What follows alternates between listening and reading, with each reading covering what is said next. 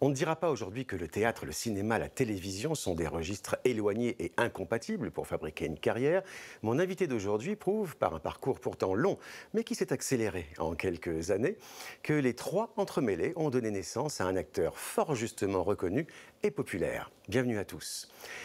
La partie apparente populaire d'un acteur est souvent proportionnée et comparée à celle de plusieurs années, de plusieurs décennies de recherche, d'attente, de doute, d'accélération, de coups de frein, tel un iceberg. Le sommet de celui-ci repose sur une base lourde, construite dans l'ombre. Notre invité est donc depuis quelques années dans son sommet, en pleine lumière. Un sommet qui ne cessera de grandir, ça ne fait aucun doute. Car cette carrière, maintenant au grand jour, depuis 2006, avec l'apparition d'un Renaud Lepic digne de Feydeau dans la série Fais pas ci, fais pas ça, puis la pièce Le Prénom, dans lequel il joue Claude, un prénom qui lui porte bonheur, couronné d'une nomination aux Molières pour son interprétation. Puis il remporte le César du meilleur acteur dans un second rôle pour ce même rôle dans son adaptation cinématographique. Depuis, du théâtre, des films qui s'enchaînent, mais il n'oublie pas ces 15 pièces qu'il a jouées avant cela, la vingtaine de films au cinéma, une trentaine à la télévision, et ses années de cours, du Conservatoire de Versailles, chez Florent, puis au CNSAD, Conservatoire national supérieur de Paris. C'est donc un acteur tout frais d'une carrière couronnée de succès qui rencontre aujourd'hui des élèves d'art dramatique. Je suis très heureux de vous inviter à assister à la masterclass de théâtre de Guillaume de Tonquédec.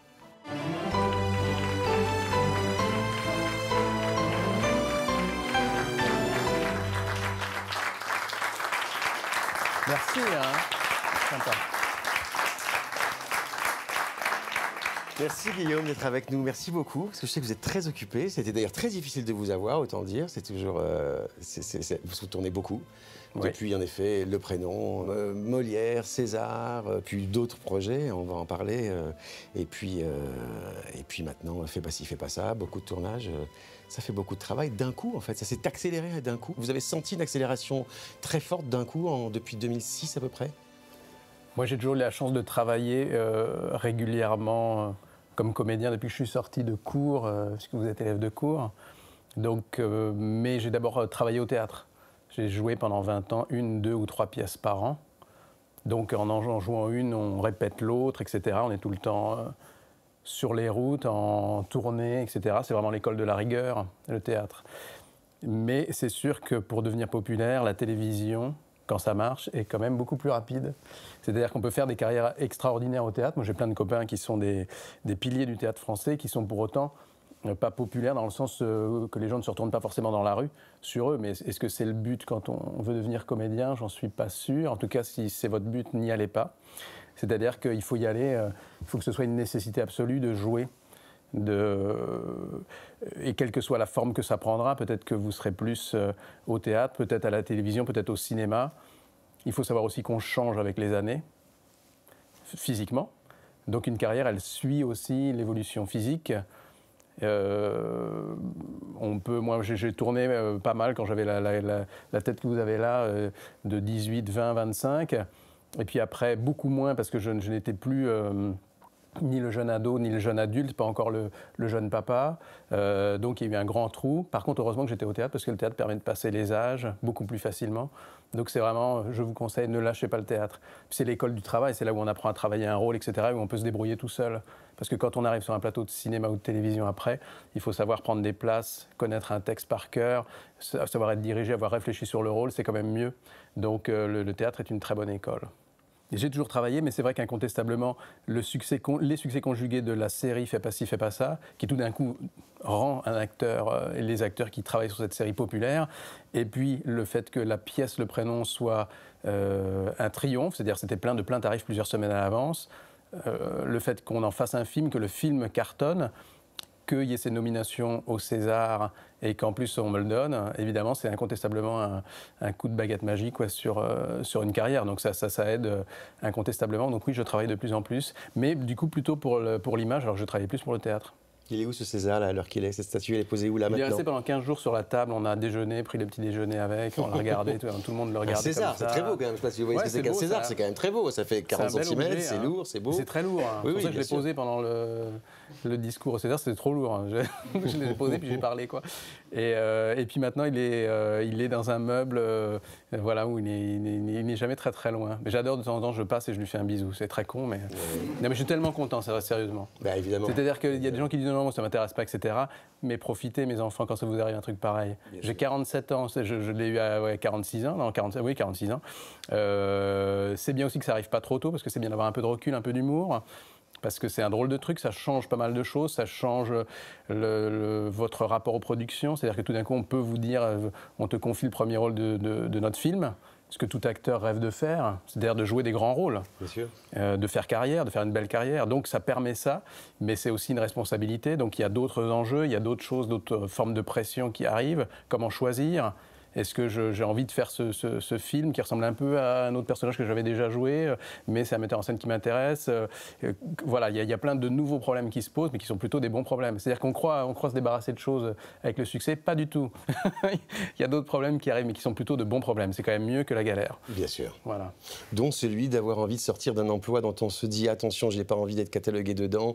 On vous donne plutôt souvent des rôles un peu propres et un peu bourgeois, et vous voulez jouer un méchant, et par chance, vous venez de le faire, dans Le Bonheur des Ogres, de Nicolas Barry. C'est quelque chose que vous vouliez. Vous aviez un peu peur de ça qu'on Non, je ne renierais pas tous ces rôles de bourgeois, parce que c'est mon fond de commerce profondément. C'est-à-dire que c'est l'image que je donne. J'ai une tête bien lisse, de garçon bien élevé, bon en maths, ce qui n'est pas du tout le cas. Donc il faut profiter des événements de la vie, quoi. C'est pas du tout le cas. Et que ce sont souvent des personnages très intéressants, parce que derrière cette espèce de platitude il faut se méfier de l'eau qui dort. Donc évidemment, c'est les rôles les plus intéressants, ceux qui n'ont l'air de rien, quoi. Parce que tout est possible. Je vais vous présenter les écoles qui vont venir. Qu'est-ce que vous gardez, vous, comme souvenir, globalement, des cours que vous avez pris? Qu'est-ce que ça vous a apporté? Enfin, je sais qu'il y a une question à ce sujet-là, mais je vais la donner, la question. Tiens, on va commencer par Mathieu. Je sais que Mathieu a une question à ce sujet-là. Donc ma question porte sur les cours. Est-ce qu'on peut s'en dispenser? Est-ce que vous auriez pu vous en dispenser? Est-ce que j'aurais pu me dispenser de cours? C'est une très bonne question, Mathieu. Merci de me l'avoir posée. C'est une super question, parce que qu'est-ce qu'on apprend dans un cours? Plusieurs choses. D'abord, à travailler, à apprendre à lire un auteur. Si le cours est bon, hein, si vous ennuyez, que vous avez un professeur qui vous martyrise, il faut partir. Il ne faut surtout pas rester là. Il faut que le professeur vous respecte, c'est-à-dire qu'il vous fasse grandir.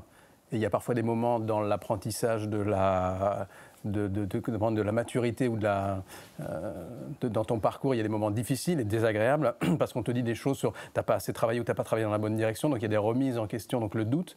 Et ça, il faut le garder. Et c'est un bon professeur peut te faire douter, mais dans le bon sens du terme, si c'est pour te faire avancer. Par contre, ce qui est très important dans tous les cours que j'ai pu faire au final, c'est la génération dans laquelle vous vous inscrivez.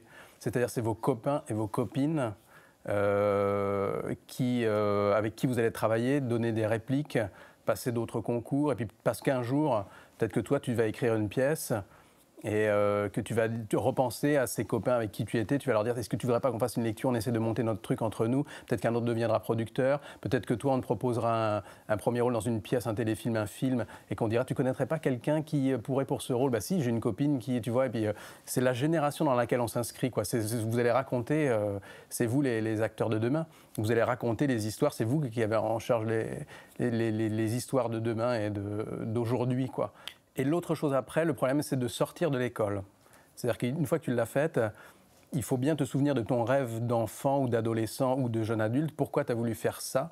C'est-à-dire que je pense que les écoles peuvent déformer un peu, dans le bon sens du terme. Moi, je suis extrêmement scolaire et laborieux, je travaille beaucoup, quoi.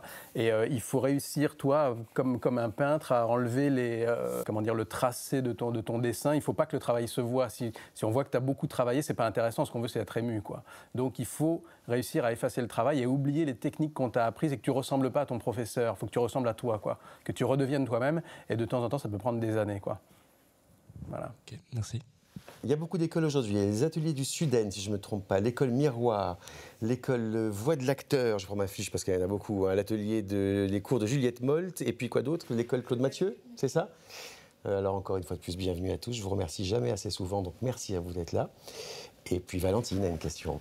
Donc pour toujours sur les cours, je voulais savoir ce que vous avez pensé de l'enseignement de Michel Bouquet. T'as bien choisi. T'as pas choisi n'importe qui dans ta question. Bouquet. Bouquet, c'est un maître, un peu comme à une autre époque, il y avait Louis Jouvet. C'est-à-dire, c'est des gens, quand ils te parlent d'un auteur ou de ce que tu viens de faire, ça paraît extrêmement simple et clair et lumineux. C'est des gens qui percent vraiment le mystère immédiatement. Ils ont une clairvoyance et une façon de s'exprimer qui sont lumineuses, vraiment lumineuses, quoi. Et Michel Bouquet, en l'entendant parler, on aurait pu écrire un livre de ses paroles, tellement c'était précis, riche, analysé, enfin fort, puissant, quoi. Donc c'est très intéressant, évidemment, d'avoir affaire. D'abord, c'est un praticien, c'est-à-dire c'est quelqu'un qui, le soir, quand il t'en a mis plein la gueule pendant le cours, le soir lui-même, il va s'en prendre plein la gueule en public. Il va jouer le malade imaginaire, l'avare, Pinter, etc. Donc c'est quelqu'un qui sait de quoi il parle. C'est pas forcément quelqu'un de facile ni de gentil. Il n'est pas forcément pédagogue dans le sens où il va te flatter. Non, il te dit des choses. Moi, ce qui m'avait frappé beaucoup, c'est qu'il nous avait dit « Je vous dis des choses que vous comprendrez dans 5 ans, dans 10 ans, dans 20 ans ». Et il avait raison, parce que quand tu es jeune élève et que tu n'as pas pratiqué tellement, il y a des choses que tu ne peux pas appréhender, quoi. Par contre, si les paroles t'ont profondément marqué, elles te reviennent. Moi, régulièrement, je suis accompagné encore par son discours et par ce qu'il a pu me dire. Voilà, c'est ce que je dirais sur Bouquet. Ouais, un maître, quoi.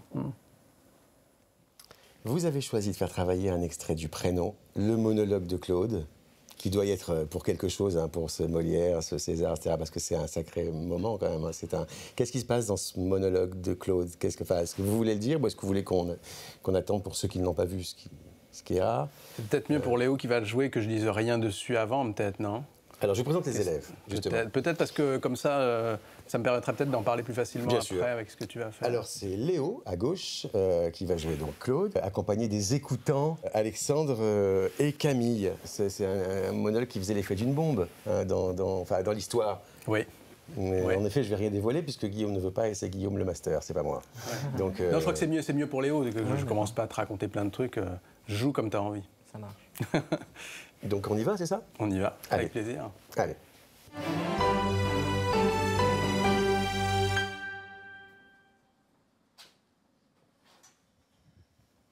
Il n'y a pas un jour où je pense pas à votre père. Je revois toujours ce moment, cette image de tes parents, la première fois que je les ai vus. C'était dans l'appartement de la rue Monge, juste avant Noël. Ton père était perché sur l'escabeau, il installait des guirlandes sur un immense sapin. Enfin, il essayait. C'était une catastrophe. Et Françoise riait. Ça l'amusait beaucoup de voir ton père s'en mêler les pinceaux. Il y avait entre eux une complicité incroyable, vraiment magique. Quelque chose que j'avais jamais vu avant. Ce jour-là, tes parents m'ont accueilli. Vous m'avez tous accueilli. Vous m'avez donné votre amour, votre amitié. Et ça sans compter. Sans rien demander en retour, jamais. Babou est devenue ma meilleure amie. Un prolongement de moi-même. Et toi, Vincent, tu m'as protégé. Tu t'es toujours foutu de ma gueule. Tu t'es toujours tenu à distance. Mais tu l'as fait comme un frère. Et Françoise m'a fait faire de la musique. Ça aussi, je lui dois. En plus de tout le reste. Pendant toutes ces années, elle m'a accompagné. Elle m'a permis de devenir quelqu'un.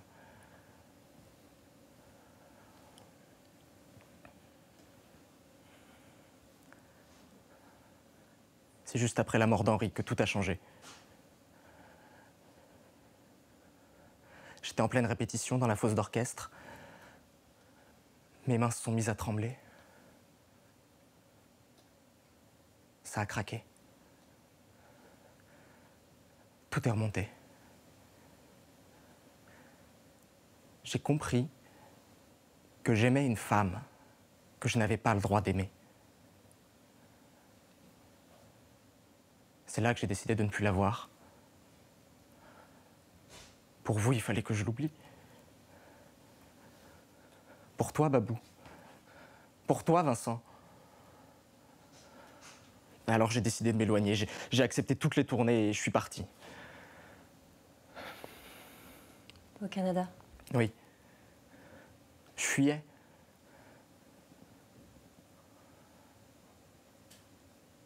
Françoise n'a pas compris. Elle a cru que la mort d'Henri m'avait éloigné d'elle. Qu'elle ne comptait plus. Que j'avais tout balayé. D'un revers de main, comme ça. C'était tout le contraire. Je suppose que pour toi, ça doit être un drôle de truc de jouer devant moi, ce texte-là. Mais je peux te dire que pour moi, c'est très impressionnant d'entendre ce texte-là pour la première fois dit par quelqu'un d'autre que moi. Parce que c'est un texte, comment dire, que tu as créé, c'est-à-dire personne d'autre l'a joué, et c'est toi le second. Dis donc, c'est dégueulasse en France, c'est toi. Donc, c'est le moment de rappeler, pour les quelques qui n'ont pas vu le film ou la pièce. Dépêchez-vous, il est en DVD, en VOD. Et vous auriez raison, en effet, mais parce que c'est vraiment une très belle comédie, Ouais. extrêmement bien écrite et extrêmement bien jouée. Il est tombé donc amoureux de la mère de son pote. Il est tombé amoureux de la mère de ses deux meilleurs amis. Ses amis de 30 ans, comme on dit. Donc, évidemment, il a tenu ça secret, la maman aussi. Et ce soir-là, après une suite de concours de circonstances, il est acculé, il est obligé de révéler de qui il est amoureux. Et alors qu'il garde ce secret et ce poids, et il sait très bien qu'il y aura un avant et un après cette révélation, c'est-à-dire qu'on lui demande de prendre position sur sa vie sentimentale et sexuelle, avec qui tu es, quoi. Et il est obligé de le faire, il sait très bien que, vu la personne avec qui il est, que ça va avoir des répercussions très importantes sur la famille. C'est pour ça que moi j'avais demandé, quand je l'ai dit, j'aimerais bien qu'on travaille évidemment le prénom parce que ça me plaît, que Léo puisse avoir des écoutes, parce que c'est pas une scène qu'on peut jouer seul, ça me paraît impossible. Donc l'effet de ce monologue, c'est que le personnage, il est à la fois extraordinairement embarrassé, dans une merde noire, pour parler clairement, enfin il est dans un état, il sait qu'il a une bombe entre les mains. Et en même temps, malgré tout, moi c'est ce que j'ai compris en le travaillant et en le jouant, c'est aussi une libération extraordinaire. Moi, comédien, j'avais tendance, au départ, j'ai travaillé surtout sur la gêne du personnage vis-à-vis de ses meilleurs amis. Et en fait, il n'y a pas que ça dans la scène, il y a aussi l'extraordinaire soulagement de dire après tout, c'est peut-être fini, on ne se reverra peut-être plus jamais, mais je vous le dis, c'est aussi un acte d'amitié incroyable qu'il fait envers eux, même s'il sait bien et qui pèse chacun de ses mots, quoi. Jusqu'au moment où tu n'étais pas allé jusqu'au bout, parce qu'après, c'était pas possible, jusqu'au moment où, ce qui était très très drôle c'est que tu es très très passionnant à faire, c'est que tu te laisses porter par l'émotion de ce qu'il y a là, qui est... Ça m'émouvait en t'entendant parler, parce que ça m'a rappelé plein de choses, mais aussi le parcours du personnage. Et jusqu'au moment où ce personnage, il prend confiance, et ça c'est le génie des deux auteurs, Alexandre de la Patellière et Mathieu Delaporte, c'est qu'il prend un peu trop confiance et qu'il va dire une phrase qu'il n'aurait jamais dû dire. C'est-à-dire « Viens, j'ai envie de toi ». Le truc qu'il ne fallait pas dire. Parce que c'est très juste. Je trouve le monologue est d'une pudeur incroyable. En le réécoutant là, je me dis chapeau les auteurs, c'est remarquablement bien écrit. Mais moi, en l'entendant d'une autre voix, je me dis la construction du récit et de la pièce d'ailleurs et du film en général sont remarquables parce qu'ils écrivent comme une comédie classique française, unité de lieu, de temps, d'action. C'est un appartement, un soir, voilà. Donc c'est soi-disant, ce que j'aime beaucoup dans ce texte, c'est soi-disant une comédie bourgeoise, comment on appelle ça, du boulevard, quoi. Et sous un prétexte de boulevard, quel est le prénom de l'enfant à naître ? On va dire des choses extrêmement profondes, touchantes, et notamment ça, c'est vraiment l'un des pics de sincérité de l'écriture. Que te dire d'autre ? Oui, ce qui était très difficile pour moi, je me souviens très bien des étapes de travail, et ce que tu as bien respecté là, c'est la montée des émotions, quoi. Comme une espèce de vague intérieure, quoi. Et qu'est-ce qu'il peut dire, pas dire, et puis il part, quoi. Il part, et l'effet qui était très intéressant, moi, quand je l'ai joué en public, donc au théâtre, c'est que juste avant, tu as des déferlements de rire, mais des déferlements de rire. Hein. Tu peux pas savoir ce que c'était quand on jouait la scène où je leur dis « Babou, je suis avec ta mère », que l'autre personne, qu'elle fait, c'était grande Valérie Benguigui qui me faisait « Hein ?» comme ça avec sa tête. Mais, bon, tous les soirs. Pendant 3 semaines, on a pleuré de rire, mais vraiment 3 semaines de répétition, on a pleuré de rire, parce qu'il y a un tel enjeu pour lui, mais aussi pour les 4 autres qui sont autour, qu'il y avait une telle tension dramatique qu'on avait des fous rires presque nerveux, quoi, de ce moment qui a des pics de l'écriture. Et de la part des auteurs, d'avoir dans une comédie comme ça, où il y a des déferlements de rire, oser écrire un moment de grande émotion, c'était incroyable dans l'écriture. Et qui se clôt par un moment d'explosion de rire incroyable, quand le personnage de Vincent le prend et lui dit « ta gueule » et le balance sur la table, quoi. Parce qu'il ne peut pas entendre « viens, j'ai envie de toi » de la part d'un mec qui a baisé sa mère, quoi. C'est purement, c'est pas possible. Il peut entendre des choses sur le récit, ton père, ta maman, ton truc, et d'un coup, viens, j'ai envie de toi, c'est pas possible, quoi. Que sa mère lui ait dit ça, et de les imaginer au lit, en fait, voilà, c'est ça. D'imaginer tout d'un coup le truc physique qui devient palpable, c'était aussi une très très grande trouvaille de l'écriture, c'est de dire, attends, ça je peux pas là, et tout d'un coup il dit ta gueule, quoi, parce que c'était déjà trop, quoi. Les répliques, mon Dieu, quand vous allez choisir des répliques pour passer vos concours, prenez des gens bien. Non, je vous jure. Parce que là, on voit que vous avez travaillé plusieurs fois, etc., que vous l'avez déjà entendu, etc. Et même mes copains, quand on a joué 250 fois, que les autres, tu sais qu'ils ont eu une journée un peu difficile, ils sont fatigués pour plein de raisons, etc. Moi, je sais que je m'embarque pour 3, 4, 5 minutes de monologue, et de temps en temps, tu as besoin de l'écoute, du regard, de l'appui des autres. Et c'est pas forcément de le regarder, d'ailleurs. C'est juste que tu sens que tu as bien fait, d'ailleurs. À un moment, tu étais un peu rentré en toi-même en écoutant ce truc, et il y avait une résonance sur toi.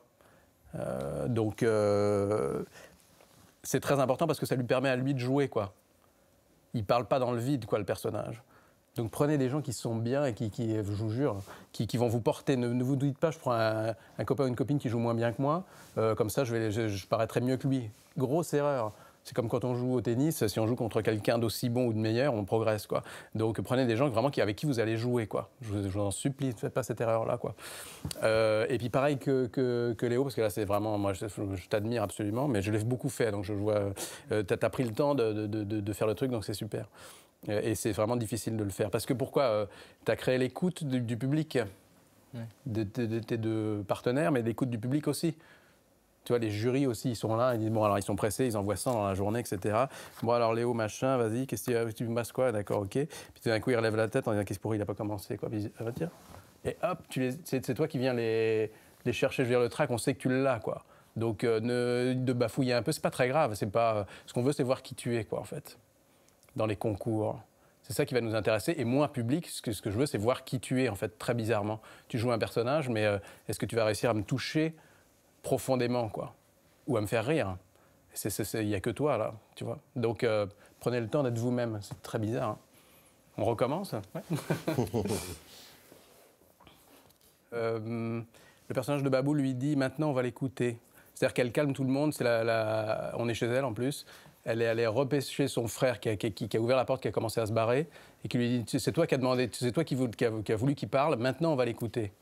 Elle engueule son frère, c'est une femme et tout, elle est plus jeune que lui, mais il fait dans son froc et il dit « bon, j'y vais, d'accord, j'y vais ». Il va affronter un truc terrible, mais qui est aussi terrible pour elle, mais les femmes souvent sont plus courageuses que les hommes, c'est comme ça. Donc vous verrez, pas seulement au théâtre. Donc c'est elle qui tient la baraque et elle lui donne la possibilité de dire le truc. Donc ça t'embête pas, Camille, c'est ça, hein, juste de dire t'as voulu les... Faisons un truc, ouais, ça t'embête pas, Alexandra, de faire comme si tu te barrais et toi tu dis Vincent, t'as voulu qu'il parle, alors maintenant on va l'écouter. Toi, t'es là-bas prostré, tu sais pas du tout qui va arriver ça. Ouais. Toi ton meilleur ami se lève et se barre, quoi. C'est un drame de la soirée et tout, t'as lâché le morceau et c'est fini. Sauf que là, Babou, ta meilleure amie, dit maintenant on va l'écouter. Et qu'est-ce qui se passe pour le personnage à ce moment-là? qu'est-ce qu'il fait? Et la première chose qu'il dit, c'est « il n'y a pas un jour où je ne pense pas à votre père ». Il dit un truc énorme. Il dit le mec qui était avant moi dans le lit, c'était votre père, je pense tous les jours à lui, quoi. Un truc compliqué, quoi. Donc si on peut juste faire ça, c'est un peu difficile pour l'espace, mais Léo, ouais, tu peux te mettre où tu veux. Enfin, lui, il vient de lâcher sa bombe et il est voilà comme ça. Et peut-être, Alexandre, tu peux te barrer par là. Et toi, tu le retiens. Vraiment, elle est dans un moment elle est au paroxysme, elle aussi. Elle vient d'apprendre un truc, mais elle est courageuse, quoi. Elle lui dit. Le texte, c'est quoi? C'est Vincent, t'as voulu qu'il parle, alors maintenant on va l'écouter. Tu peux gueuler, hein, elle est vraiment. Enfin, gueuler, elle est extrêmement émue, elle aussi, et lui aussi, quoi. Et toi, qu'est-ce qui va se passer? Improviser les mouvements, on s'en fout, quoi. Ça vous va? Et alors, du coup, oublie peut-être un peu ce que tu as déjà fait, qui est vachement bien, pour voir ce qui va se passer, du coup, avec ce que je te propose là, quoi. Ouais, ça marche. Dans le temps, dans les positions, est-ce que tu les regardes, est-ce que tu les regardes pas, fais ce que tu veux, quoi. D'accord?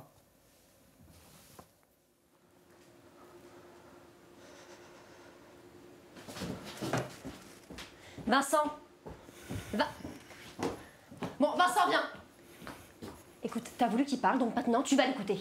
Ok? On va tous l'écouter. Allez.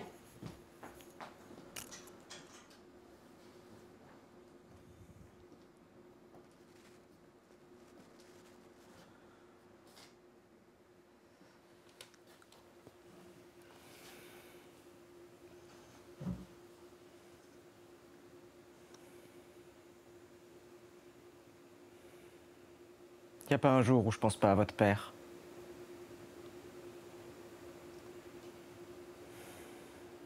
Je revois toujours ce moment. Cette image de tes parents la première fois que je les ai vus.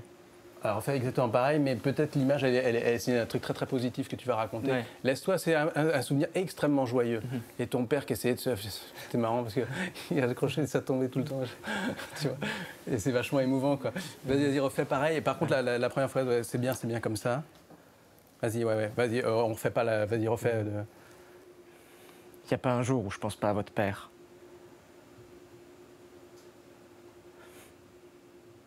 Je revois toujours ce moment, cette image de tes parents la première fois que je les ai vus.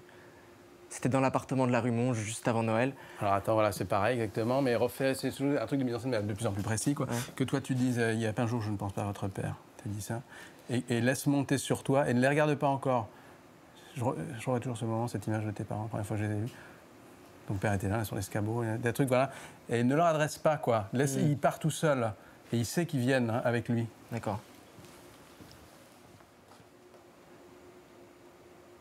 Je revois toujours ce moment, cette image de tes parents la première fois que je les ai vus.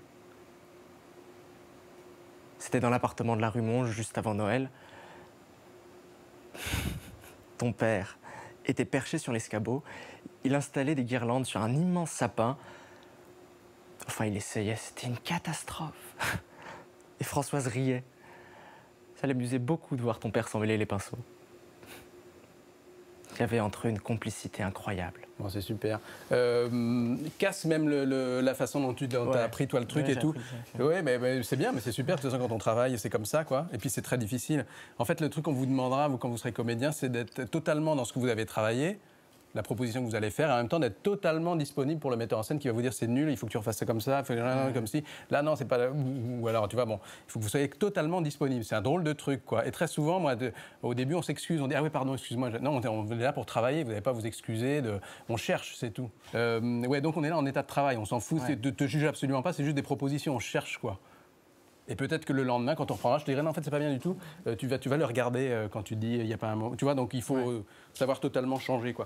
Ouais, donc oublie un peu, mais c'est très difficile. On sent presque que tu sais presque trop le texte. Laisse monter le truc, quoi. Vas-y. Ton père était perché sur l'escabeau. Il installait des guirlandes sur un immense sapin. Enfin, il essayait, c'était une catastrophe. Et Françoise riait. Ça l'amusait beaucoup de voir ton père s'emmêler les pinceaux. Il y avait entre eux une complicité incroyable, vraiment magique. Quelque chose que j'avais jamais vu avant. Ouais, tu vois, c'est super parce que la construction du récit, c'est vraiment très, très, très bien fait, quoi. Il part sur un truc de. Il dit ce truc incroyable. Il n'y a pas un jour où je pense pas à votre père. Puis il se laisse envahir, il sait qu'ils et qu'ils sont là, qu'ils écoutent. Et il dit en fait, je revois toujours ce moment, quoi, ce truc qui s'est passé. C'est incroyable.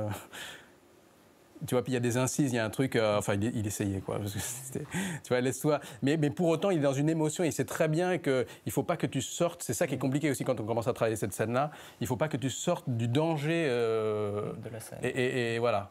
C'est-à-dire, c'est pas, ouais, bah, en fait, voilà, il mettait des guirlandes sur le truc, tu comprends.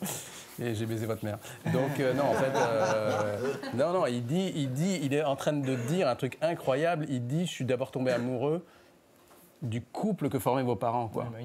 Il y avait entre eux une complicité incroyable. Il n'a jamais vu ça. En plus, dans l'histoire, le personnage est plus ou moins orphelin, il n'a pas de parents, on ne sait pas très bien, il a été recueilli par ses copains, tu vois. Donc il est accompagné et il dit, votre première famille, ma première famille, c'est vous, quoi. Ma famille, c'est vous. C'est un... Et puis il parle de l'amitié, quoi. Ouais. C'est super. Alors ouais, ben on refait, ouais.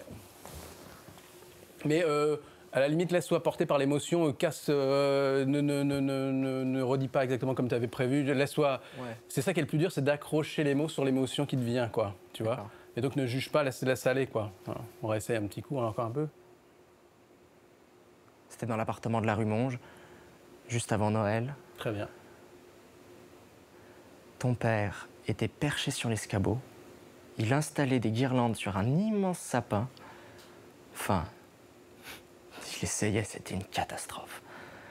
Et Françoise riait. Ça Je l'amusait peux beaucoup. te faire chier parce que c'est très très dur à faire. Ouais. C'est vraiment très bien. Tac.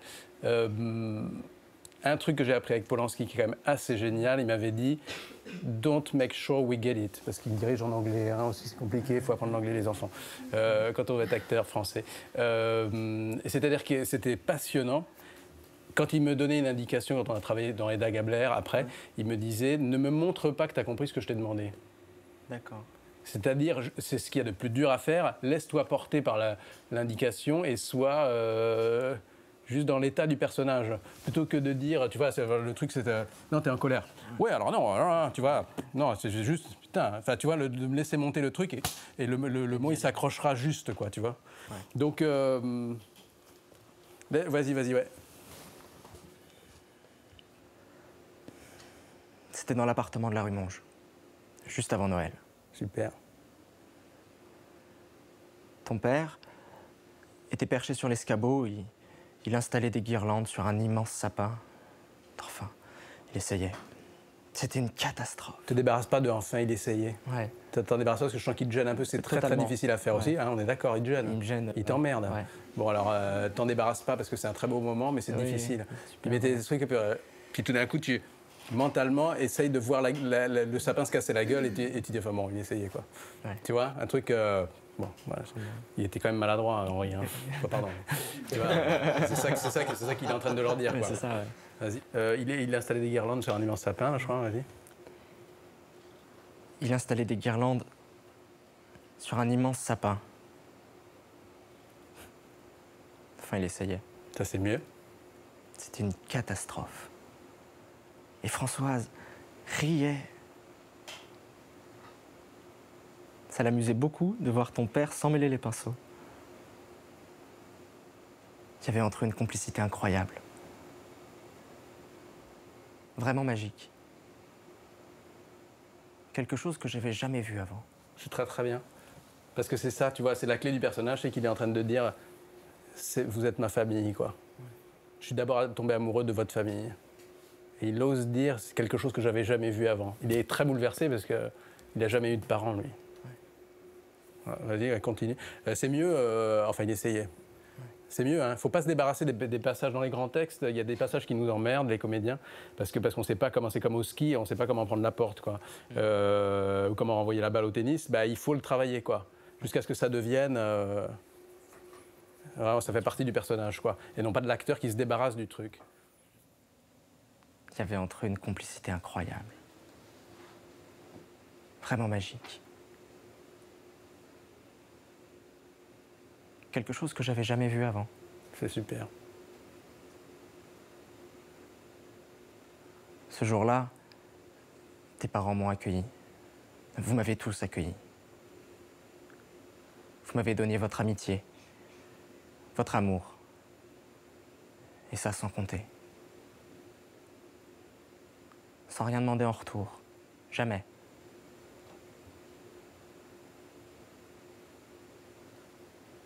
Babou est devenue ma meilleure amie. Alors, juste on conclura là-dessus, Ouais. tu la regardes et tu peux pas lui dire en face, tu reviens sur toi et tu dis Babou est devenue ma meilleure amie. Vas-y, essayons juste comme ça.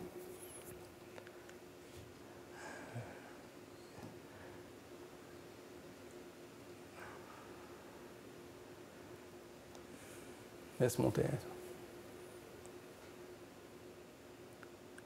Babou est devenue ma meilleure amie. C'est très bien.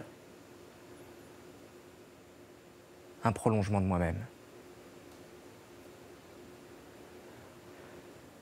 Et toi, Vincent, tu m'as protégé. Tu t'es toujours foutu de ma gueule. Tu t'es toujours tenu à distance. Et tu l'as fait comme un frère. Voilà, ça c'est super.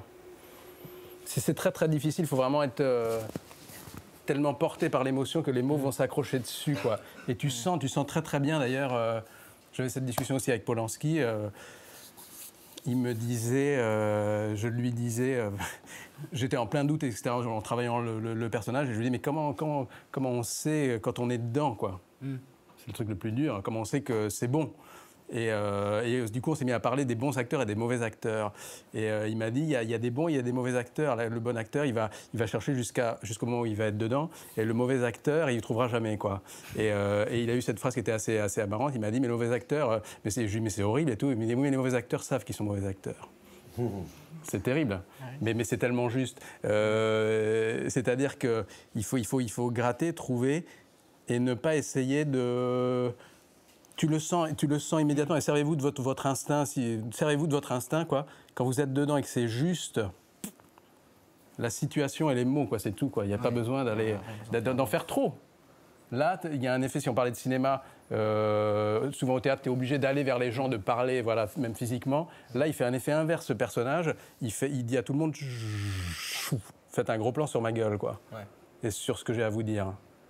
Il y avait un effet incroyable, je sentais très très bien ça, c'est cette salle qui tout d'un coup faisait ça petit à petit comme ça et venait écouter le récit, quoi. Les jours où j'étais dedans, parce que t'es pas toujours dedans, et tu joues 250 fois, quoi. Et t'essaies de rattraper, tu cours après ton émotion, t'essaies de la distiller, de pas la perdre, de pas casser le fil, parce qu'il a vraiment tout un parcours intérieur, le mec incroyable. Et quand t'es dedans, mais c'est juste un bonheur absolu, quoi. Tu vois, tu t'as ressenti ça peut-être. Le parcours est extraordinaire, quoi. C'est bien, ouais, c'est super, bravo. Merci. Merci, bravo, c'était un plaisir. Ah, on pourrait vous écouter. Puis c'est la preuve qu'il faut des heures, des semaines, voilà, pour monter ne serait-ce qu'un monologue. En effet, c'est sûr que... Oui, parce que le comédien, il y a plein d'étapes de travail, il y a plein de couches en fait au théâtre, même au cinéma, on ne travaille pas tout à fait de la même façon. On a la chance au théâtre d'avoir les semaines de répétition. Moi, comédien, je savais bien que le jour... On a répété la pièce dans l'ordre. Le jour où ça allait arriver, tiens Guillaume, là c'est ton moment, là tu sais, de fais nourrir quoi. Ok, d'accord. Et je peux te dire que moi-même, assez malignement, enfin je me t'ai dit, il faut que mon premier public, ça va être eux, mes partenaires. Il faut que je les chope. Il faut que je gagne cette victoire-là. Ouais. C'est-à-dire que n'écoutez pas mes partenaires de la pièce, je vous ai un peu fait une blague. Non mais pas une blague, c'est-à-dire je me suis dit, il faut que moi. Ça va être mon premier public, il faut que je réussisse à toucher même mes partenaires, d'abord mes partenaires, et que je ne sois pas là avec mon texte à la main. On a fait des séances de lecture, mais une fois que tu vas sur le plateau, que tu as les autres qui s'assoient et qui se disent, ça y est, ça va être le monologue de Guillaume, alors on y va, il faut que tu les chopes aussi, quoi. Et ce qu'il a fallu faire 250 fois. Donc même le premier jour, moi j'avais le trac, mais j'avais envie aussi de comment créer l'écoute chez l'autre, quoi. Et faire que quand on va le rejouer pour la 200e fois ou 201e fois, les autres soient aussi vierges dans l'écoute, ils ne savent pas ce qui va arriver, lui il ne sait pas où il va aller, il est plein d'un truc et de laisser dérouler la pelote quoi, doucement, quoi, et puis avec des trucs comme ça, tu vois, donc ouais, tu as travaillé dans la bonne direction, quoi, ouais, vraiment. Merci infiniment Guillaume, oh là là, comme on vous sent passionné, précis, exigeant, ouvert, ambitieux, impatient. Enfin bon, vous nous réservez des belles années, des belles décennies de surprises, c'est sûr, c'est évident. Et vous comptez parmi nos meilleurs acteurs. Maintenant, c'est une chose évidente pour la suite. C'est bien fait de venir. C'est certain. C'est sympa. Je vais vous laisser aux questions des élèves. Je vais disparaître parce que ce n'est plus ma place d'ici quelques minutes. Ouais. Et je vais vous laisser entre vous. Ils auront quelques questions à vous poser. J'en ai une toute dernière, c'est le rituel de l'émission. Si jamais vous étiez aujourd'hui élève ici, assis dans ce studio, de quel artiste vivant vous aimeriez écouter la masterclass et qui serait assis là sur ce fauteuil rouge? Oh, il y en a tellement. Oh, j'ai des milliers de noms qui me viennent à la tête, là, c'est atroce. Michel Aumont, un grand acteur de théâtre, immense acteur, Bouquet, bien sûr. Yolande Moreau. Des acteurs, qui me touchent, quoi, j'ai envie. En fait, j'aime bien quand je vois un acteur jouer, ne pas savoir d'où ça vient. Ça rejoint la phrase tout à l'heure. Ne me montre pas que tu sais. Quand c'est appliqué, on s'en fout, quoi. Parce que c'est pas ça qui fera que tu es un acteur ou une actrice unique. Moi, j'aime bien quand je lis un texte et tout d'un coup, je le vois interpréter. Je me dis, mais je sais pas d'où il vient cet acteur, quoi. Je sais pas où il va chercher ce qu'il est en train de me faire. Je comprends plus rien, quoi. Mais il me prend un tas qui m'emmène. Tous les acteurs anglais, quoi. J'adore les comédies, les drames à l'anglaise, la façon de jouer des Anglais qui est extrêmement dedans à fond, tout en ayant une petite pudeur et une petite distance, un respect. Les masterclass ou les acteurs anglais qui donnent des extraits de Shakespeare. Shakespeare, ils ont la chance d'avoir le plus grand auteur au monde, j'ai l'impression, quoi, qui a tout écrit. Donc évidemment, ça c'est quand même bon pour commencer dans la vie d'acteur, quoi. Voilà. Pour commencer dans la vie d'acteur, c'était bon de vous rencontrer aussi, ça j'en suis certain. Merci Guillaume, vraiment infiniment. Merci.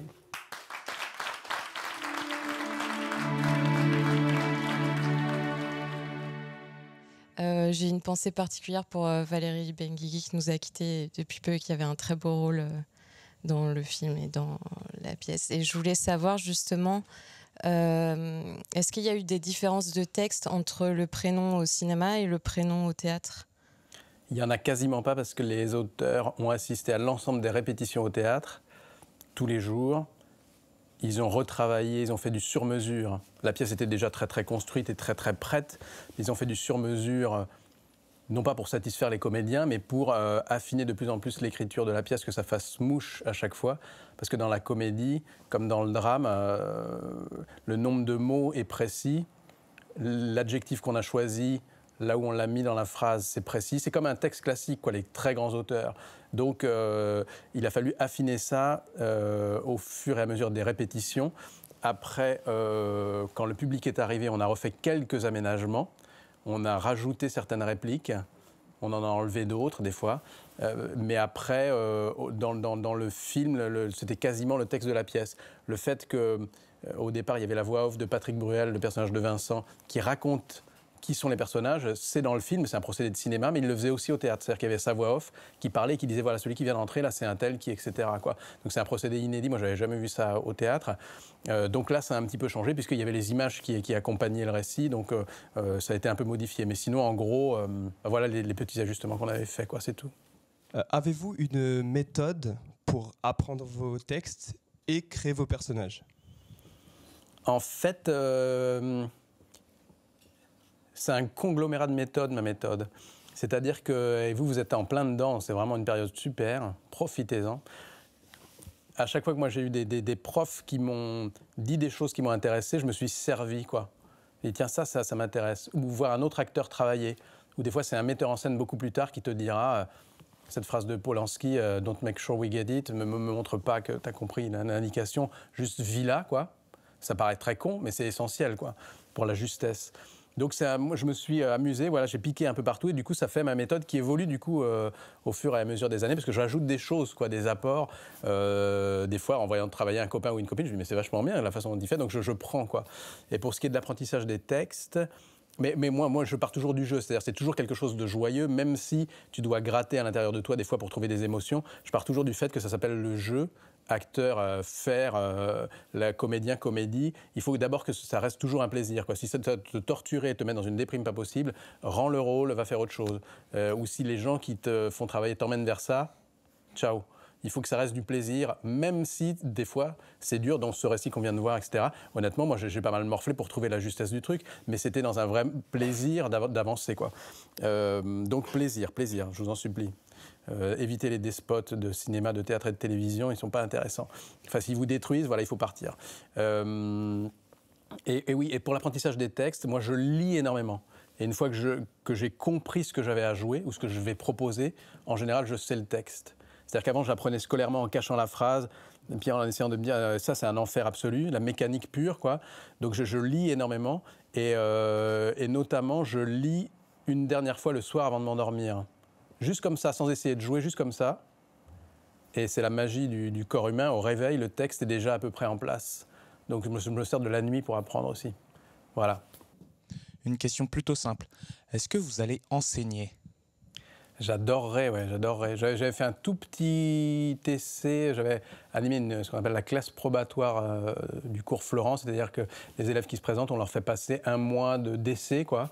Et à l'issue de ce mois, on passe une forme d'audition et on les accepte en première, deuxième ou troisième année, ou on les refuse. Donc moi, j'avais animé cette classe probatoire, j'avais trouvé ça très, très passionnant.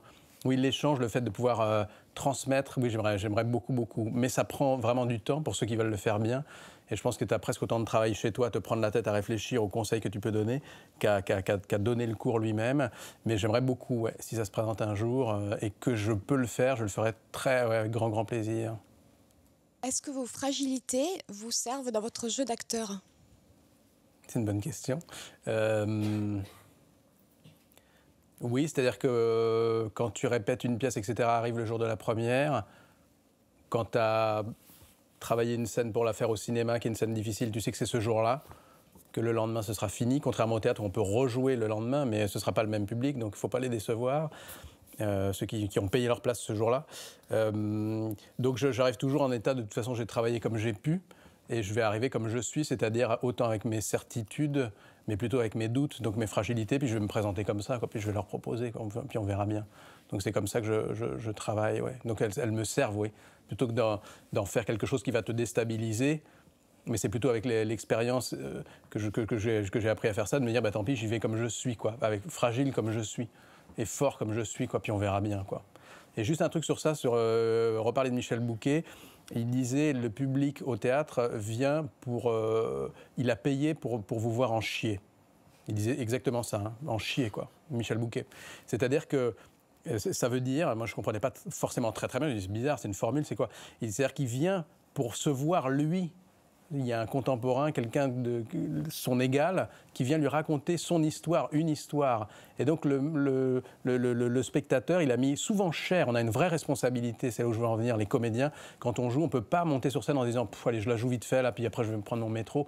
Non, tu es obligé de donner quelque chose parce qu'on t'a acheté un soir. C'est très bizarre, mais il a raison. C'est-à-dire qu'il faut payer de sa personne parce qu'on t'a payé pour le faire, quoi. Il faut donner quelque chose de toi, quoi. Même si c'est, voilà, mais parce qu'il est venu pour ça, le public. Sinon, il ne reviendra pas, quoi. On doit offrir quelque chose, quoi, donner, quoi.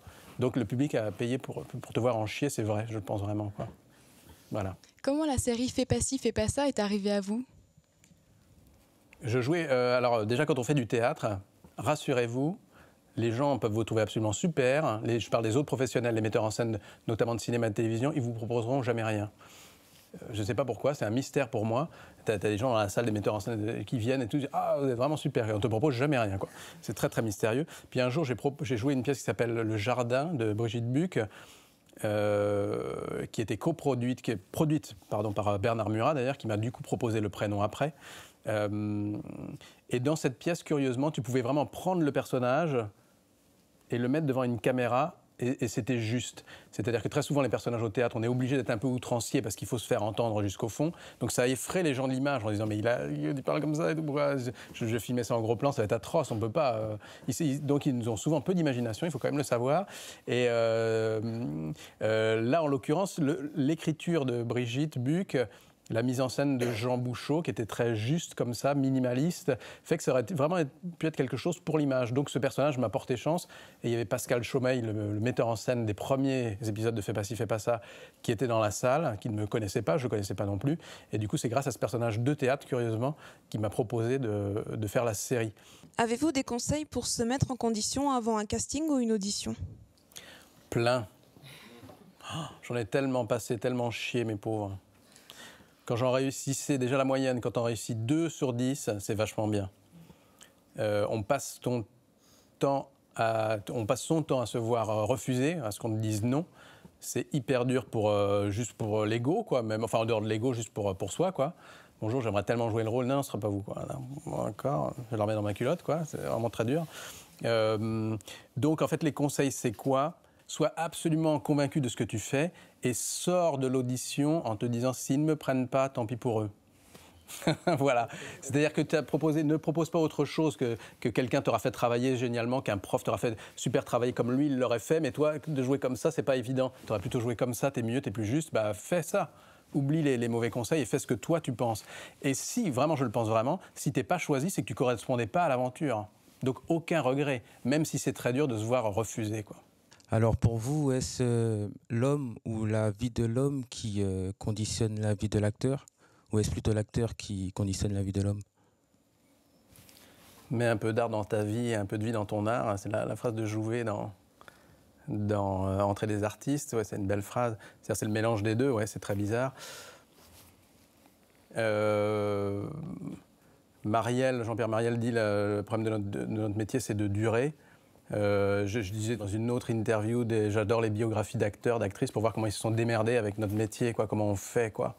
Et tu t'aperçois qu'il y a des moments, des rencontres dans les âges que tu vas traverser. Ouais, tu pourras jouer ce personnage-là à ce moment-là, tu n'aurais pas pu 1 an avant, tu pourras plus 3 ans après, parce qu'il y a une rencontre, quoi. Donc avec ton physique, avec ce que tu vis dans ta vie à ce moment-là, mais il ne faut pas chercher à maîtriser. Mais il y a tout d'un coup des rencontres possibles, des rendez-vous, quoi, qui sont donnés malgré toi. Donc en effet, ta vie va influer sur ta carrière. Le fait de vieillir ou d'être heureux, malheureux, de porter quelque chose en toi, ça va donner envie ou non à l'autre aussi de te choisir, de te dire tiens, viens voir, j'aimerais bien que tu fasses partie de l'aventure avec nous. Donc les choses sont évidemment très très liées. Donc vraiment, ouais, les deux, ouais, c'est un mélange, un tricotage des deux. Tu tricotes ta vie d'homme ou de femme avec ta vie de comédien ou de comédienne, avec les âges, l'évolution de tes sentiments intérieurs et les personnages qu'on va te proposer, quoi. Puis des fois, il y a des personnages qui te marquent plus que d'autres et qui vont t'emmener et qui vont changer ta vie, quoi, aussi. Ouais. Donc c'est intimement lié, ouais, t'as raison.